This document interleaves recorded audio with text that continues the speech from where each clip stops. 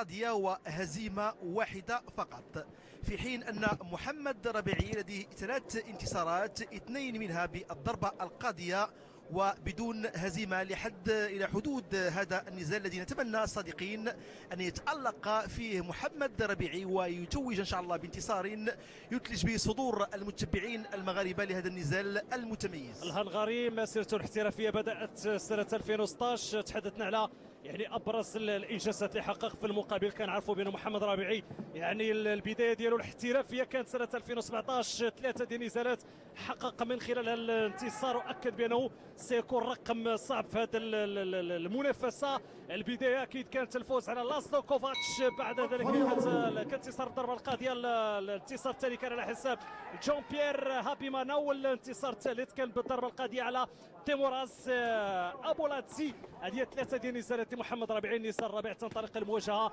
بطبيعه الحال. البدايه ربما تخلينا نشوفوا واش غنتابعوا جس نبض من جانب الملاكمين ولا الدخول في اجواء المنافسه، لانه هذه ملاكمه احترافيه وكنعرفوا منذ البدايه دخول اللاعبين في اجواء التنافس. نعم هذا اكيد، على ان الملاكمه الاحترافيه تكتسي طبعا خاصا على مستوى المواجهه برقعة الحلبة. كما تلاحظون مشاهدينا، محمد ربيعي يعد الهجوم باليد اليسرى ويحاول يعني ضرب أو اقتناص أحد الضربات التي قد تؤثر على الملاكم الهنغاري، لما لا وتسقطه أرضا في أحد الجولات القادمة. وربيعي كما هو معلوم فالاستعداد ديالو كان رفقه مدربه الجديد هشام نفيل، الملاكم اكيد الدولي السابق. كان استعداد يعني في مجموعه من المحطات المهمه، خصوصا في العاصمه البلجيكيه بروكسيل، وقلنا تحت اشراف هذا المدرب. ضربه هنا يعني بدايه جد مشجعه من جانب الربيعي، وهذا هو الجميل في الملاكمه الاحترافيه. قلنا منذ البدايه دخول في اجواء النزال، وربيعي يعني يوجه ضربه قويه هذه لن يكمل من خلالها الملاكم الاصغر النزال يعني بالشكل سريع. وهذا وقلنا هذا هو المميز في مثل هذه النزالات. كنشوفوا الطريقه والامتاع والابداع من جانب محمد ربيعي، يواصل كما يقال حصد الاخضر واليابس فيما يخص يعني النزالات الملاكمه الاحترافيه. وشوف نفيل فرحه ما عطاوناش حتى فرصه نتحدثوا على نفيل ونتحدثوا يعني هذا المهم هو الانجاز تحقق، وانتصار رابع بالنسبه للبطل المغربي محمد ربيعي الذي يسقط خصمه لازلو سيلفاي. قلنا ما عطاوناش حتى فرصه انه نعطوا مجموعه من الاحصائيات والمعلومات والمعطيات التي تهب البطل.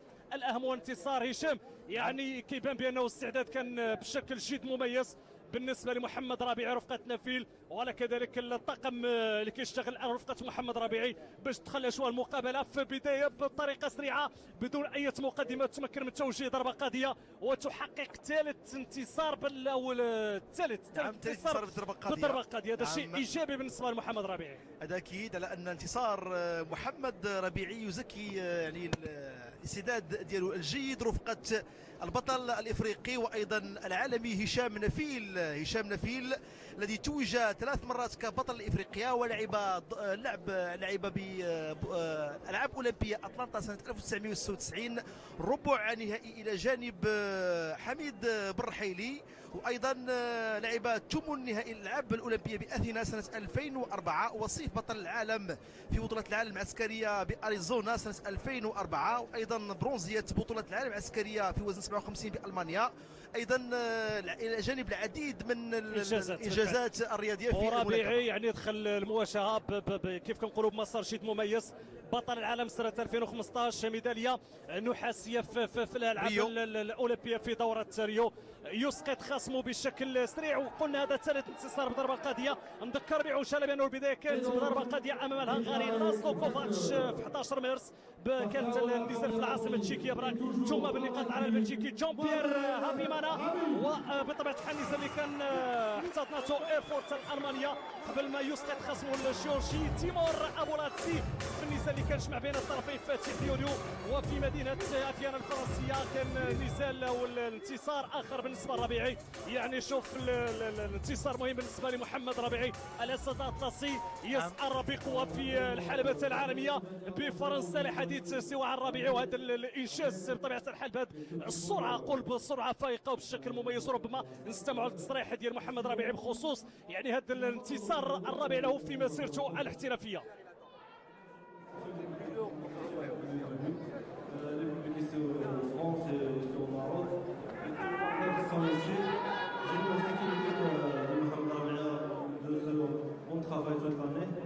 On a fini cette année 4 combats, 4 victoires. Et grâce à Dieu, Inch'Allah, l'année prochaine, j'espère que on va gagner tous les combats, Inch'Allah. إذن بطبيعة الحال كنظن سؤال آخر من جانب المنشط هذا الحفل. نستمعوا ونرجعوا للتحديث. Vous sentez que ce coup est différent et que vraiment c'est un coup décisif. J'en m'entraîne dur. Et chaque matin, chaque soir, je m'entraîne toujours les entraînements. Toujours concentré pour les entraînements pour ce jour-là, pour que je sois bien sûr le jour. Dur à l'entraînement, facile sur le ring. Quand on travaille bien, on finit toujours on finit toujours pas de.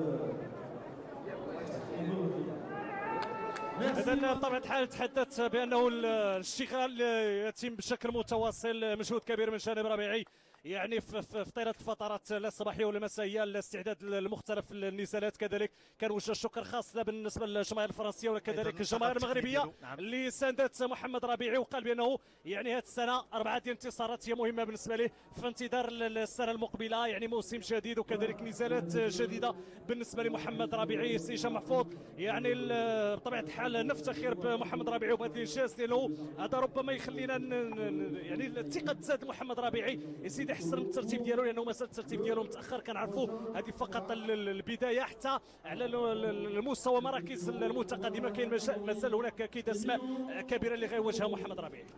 نعم عدلي، اضافه الى ما قلت عادل المسعودي، فاضافه الى ما قلت حول محمد ربيعي بطبيعه الحال احنا جدا مسرورين بهذا الانتصار. هذا الانتصار اللي كيعطي العديد من الدلالات.